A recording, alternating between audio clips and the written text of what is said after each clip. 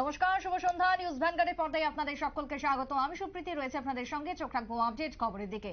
রাত পোহালেই বিশ্বকর্মা পুজো, তার আগে প্রস্তুতি চূড়ান্ত প্রত্যেকটা জায়গাতে এবং বিশেষ করে মূর্তি পাড়াতে মৃৎশিল্পীদের ব্যস্ততা রয়েছে তুঙ্গে।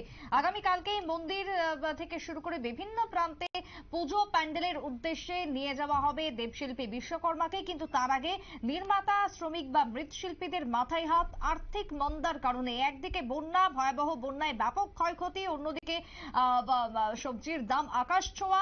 সব মিলিয়ে এবারের বিশ্বকর্মার আগেই রীতিমতো হাত পড়ছে ব্যবসায়ী থেকে শুরু করে সাধারণ ক্রেতাদের।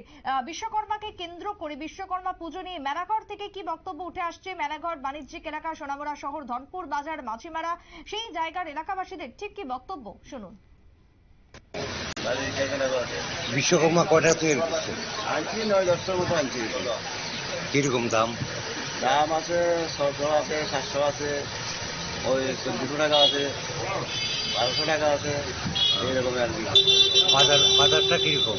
বাজারে বেশি ভালো না, ওই মোটামুটি চলছে আর কি, বেশি ভালো না বাজার। গতবারের মতো না। না,